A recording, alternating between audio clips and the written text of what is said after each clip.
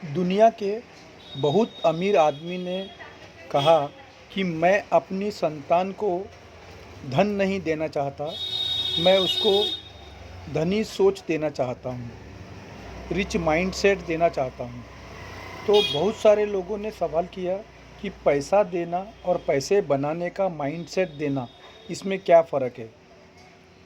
KBC में बिहार के गांव के एक पार्टिसिपेंट आए, सुशील कुमार। गजब का खेला उन्होंने, 5 करोड़ रुपए जीते। 5 करोड़, जो कि बहुत से लोगों की लाइफ ड्रीम होती है। 5 करोड़ रुपए, जो कि बहुत से लोगों की लाइफ ड्रीम होती है। पैसा आ गया, लेकिन आज वो कहाँ हैं? पूरा 5 करोड़ गायब है। वो आज कर्ज में डूबे हैं, क्योंकि उनको ये नहीं पता था कि किस सोच से मैं पैसे को मैनेज करूँगा। रिच माइंडसेट का अर्थ होता है आपके दिमाग की ज़मीन इतनी उपजाऊ हो जाए कि कोई भी आइडिया जब बीज बनकर उसमें गिरे तो केवल फल ही फल हो, पूरा खेत लहलहा जाए। आज का वीडियो आपसे सवाल करेगा कि आपका रिच माइंडसेट है कि पुअर माइंडसेट। रिच माइंडसेट जब भी कोई रिलेशनशिप बनाते हैं तो उसको वो हमेशा लंबी दूरी का सोचकर बनाते हैं। वो आज अभी इस क्षण क्या फ़ायदा हो जाए, इस भूल में नहीं रहते। वो एक रिलेशनशिप को कल्टीवेट करने के लिए वक्त लेते हैं और अपने 10 साल, 20 साल, 30 साल की जर्नी में कभी कभी ये व्यक्ति काम आएगा, कभी ना कभी इस व्यक्ति पर मैं दांव लगाऊंगा और या ये व्यक्ति मुझ पर दांव लगाएगा। इस सोच से रिच माइंडसेट वाला व्यक्ति लॉन्ग टर्म रिलेशनशिप कल्टीवेट करता है। और पुअर माइंडसेट का व्यक्ति क्या करता है, वो जब भी एक रिलेशन बनाएगा सबसे पहले ये सोचेगा कि मेरे लिए इसमें क्या है, मेरा इसमें क्या फ़ायदा है, मैं इस व्यक्ति से क्यों बात करूं, क्यों व्यवहार करूं, मैं अपनी कोई भी सुख सुविधा या हेल्प इसे क्यों दूं, आज ये मुझे क्या देने वाला है। तो जितना पुअर माइंडसेट होगा उस उतना ही उसका ट्रांजैक्शनल होगा, और जितना रिच माइंडसेट होगा वो उतना लंबी दूरी के कल्टीवेशन में यकीन करेगा। तो बड़ा सवाल ये है कि आप किस श्रेणी में हो, रिच माइंडसेट में हो या फिर पुअर माइंडसेट में। रिच माइंडसेट वाला व्यक्ति किसी भी डील में, किसी भी व्यवहार में, व्यापार में, यदि रेपुटेशन और छोटे फायदे में से किसी एक चीज़ को चुनना है तो वह हमेशा रिच माइंडसेट वाला व्यक्ति पहले रेपुटेशन को चुनेगा। वो सोचेगा छोटे फायदे को आग लगा दो लेकिन रेपुटेशन को बचाओ, क्योंकि कल जब बड़े ट्रांजैक्शन होंगे, बड़े मौके होंगे, बड़े अवसर होंगे, जब बड़ी डील्स होगी, तब यही रेपुटेशन मेरे काम आएगी। इसी की वजह से लोग मुझ पर भरोसा करेंगे। पुअर सेट माइंड वाला क्या करता है, वो अभी इस डील में आर या पार किसी तरीके से थोड़ा फ़ायदा हो जाए, भले ही मुझे अपनी बात से मुकरना पड़े मुकर जाओ, भले ही पलटना पड़े पलट जाओ, भले ही एक कागज़ फाड़ फूड़ के एक साइड में फेंकना पड़े, कोई कागज़ था ही नहीं ऐसा कहना पड़े, कह दो, लेकिन कैसे भी हो छोटा फ़ायदा उठा लो। इसी वजह से पुअर माइंडसेट वाले लोगों को लोग अपने साधन नहीं देते, आसानी से उनको पैसे नहीं देते, आसानी से उनको अपॉर्चुनिटी नहीं देते। तो आपके सामने बड़ा प्रश्न है, क्या आप छोटे फ़ायदों के लिए अपनी बातों से पलट जाते हैं? क्या लोगों को जाने अनजाने में चीट कर देते हैं? क्या कभी किसी प्रोडक्ट में कोई क्वालिटी में या क्वांटिटी में गड़बड़ कर देते हैं? यदि ऐसा है तो आप कभी बड़े नहीं बनेंगे। और यदि रिच माइंडसेट पैदा करना है तो फुल ट्रांसपेरेंसी रखनी पड़ेगी। रेपुटेशन प्रथम, transactional gain second. Rich mindset कैसे बनता है? रिच माइंडसेट अपने को बरकरार कैसे रखता है? उसका सीक्रेट ये है कि रिच माइंडसेट वाले हमेशा सीखने में यकीन रखते हैं। वो अपनों से छोटों से सीखते हैं, अपने से बड़ों से सीखते हैं, पुस्तकों से सीखते हैं, वीडियो से सीखते हैं, वो कोर्सेज से सीखते हैं, अपने शहर में सीखते हैं, दूसरे शहर में सीखते हैं, लेकिन वो लगातार सीखते हैं। कदम से कदम मिलाकर परिवर्तन में वो यकीन रखते हैं। सबसे ज़्यादा तेज उनके कान होते हैं। और पुअर माइंडसेट वाला व्यक्ति क्या करता है, वो कहता है मैं सब जानता हूँ, मुझे कौन क्या सिखाएगा, ये कोर्स वोर्स से कोई फ़र्क नहीं पड़ता। वो चेंज को रेजिस्ट करता है और अगर रिच माइंडसेट हो तो भले ही आप रिच ना हो, अगले 5 साल 10 साल या 15 साल में एक ऐसा इतिहास आप रचते हो कि आपके परिवार समाज को आप पर गर्व होगा। तो रिच माइंडसेट वाला व्यक्ति जब भी किसी की सफलता देखता है तो वो खुश होता है, सेलिब्रेट करता है। वो कैसे भी करके उस व्यक्ति के करीब जाने की कोशिश करता है, सीक्रेट को जानने की कोशिश करता है कि कैसे ये सफल हुआ। उसके विपरीत अगर पुअर सेट माइंड वाला व्यक्ति है तो उसके आसपास अगर कोई सफल होता है तो वो ये ढूंढता है कि किसने कौन सी गड़बड़ करके सफल हुआ, और वो जलन से भर उठता है, जेलसी से भर उठता है।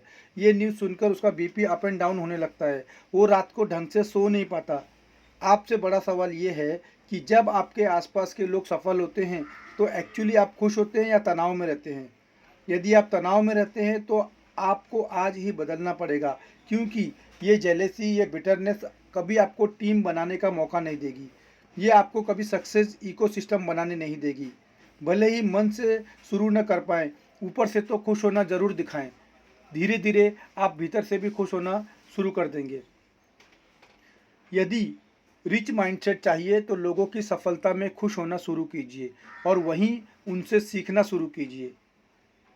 रिच माइंडसेट वाला व्यक्ति हमेशा इस बात को स्वीकार करके चलता है कि दुनिया फेयर नहीं है, कोई मुझको थाली में सजा के नहीं देगा, कोई मेरे लिए आके ये नहीं कहेगा कि सब कुछ तुम्हारा हो गया।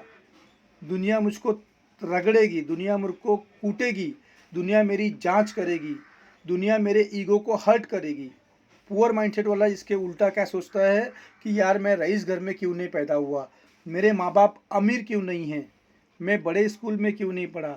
उनको हर वक्त किसी न किसी चीज़ से शिकायत रहती है और वो इंतज़ार करते हैं अपने घर में बैठकर चीज़ें आएंगी और थाली में मेरे सामने रखाएंगी, और जब नहीं रखती तो एक्शन नहीं करता, बैठकर सिर्फ और सिर्फ ब्लेम गेम खेलता है और वो किसी को नहीं छोड़ता। पुअर माइंडसेट वाला अपने शहर को, अपने गांव को, अपने माँ बाप को, अपने रिश्तेदारों को, धर्म, जाति और समाज को, देश को, यहाँ तक कि कभी कभी भगवान को भी बोलता है, हे भगवान तेरे इधर अन्याय बहुत है, और भगवान पर भी दोष डाल देते हैं, लेकिन एक्शन नहीं करता है। इसके विपरीत रिच माइंडसेट वाला व्यक्ति बोलता है कि मेरे सामने है जो है, जैसा है, जैसी परिस्थितियाँ मुझे मिली हैं, मुझे यहीं से बदलाव शुरू करना है, क्योंकि कंप्लेन करने से कुछ हासिल नहीं होगा। अपने आप को जांचिए, कौन हैं आप? आपने इन सच्चों को स्वीकार करने बदलाव शुरू कर दिया है क्या? आज भी आप कोई ना कोई बहाना ढूंढते रहते हैं, क्योंकि यदि दोष देने वाला पुअर माइंडसेट अगर आपका रहा तो सारी चीज़ें होते हुए भी आप अमीर नहीं हो पाएंगे, और ना ही आप अमीर हो गए तो उस अमीरी को संभाल पाएंगे। इसलिए रिच माइंडसेट कंपटीशन से क्या करता है, कंपटीशन से रिच माइंडसेट प्यार करता है। वो जानता है कि यदि मेरी फील्ड में कंपटीशन है, इसका मतलब मेरी फील्ड में संभावना है, तभी तो लोग आ रहे हैं।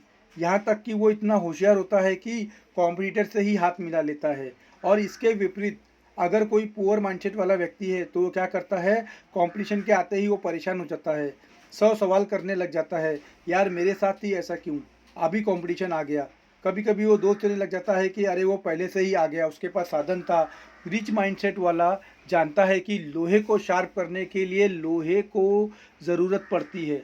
यदि खुद के पीछे आग लगाना है, खुद दौड़ना है, तो ये तभी हो पाएगा जब कंपटीशन सिर पर बैठा होगा। इसलिए रिच माइंडसेट कंपटीशन को गले लगाता है और पुअर माइंडसेट इसके उल्टा क्या करता है, रोता है, घबराता है। अब मैं एक और आपको बात बताता हूँ कि रिच माइंडसेट 4 शब्दों पर चलते हैं, ambition plus discipline plus consistency plus solution.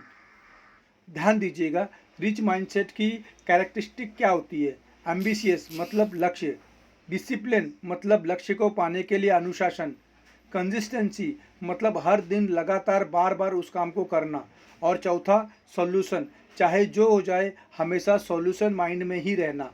अब पुअर माइंडसेट वाला क्या करता है, उसके पास भी एम्बिशन है, लेकिन एम्बिशन प्रोक्रास्टिनेशन के साथ में आती है, मतलब टाल मटोल, प्लस उसके पास ब्लेम गेम होती है, कुछ भी हो जाए दोष देना, प्लस प्रॉब्लम, जहाँ जाओ सिर्फ प्रॉब्लम देखना। अब आपको ये सोचना है कि मैं कौन हूँ, मेरे अंदर कौन सा कॉम्बिनेशन है, और अपने कॉम्बिनेशन को चेंज कीजिए।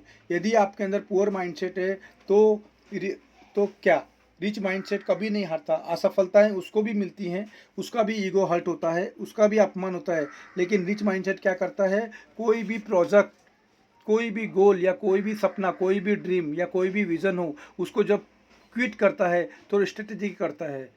इसलिए आप अपने आप से पूछिए कि मैं कौन से माइंडसेट में हूँ, और अपने मन के भीतर जाकर देखिए। यदि आप पुअर माइंडसेट में बार बार आ रहे हैं तो उठिए, जागिए, यही टाइम है परिवर्तन का। और ये बात याद रखिए, अगर बीज कितना भी क्वालिटी का क्यों ना हो और बंजर ज़मीन होती है, उस पर फसल नहीं होती।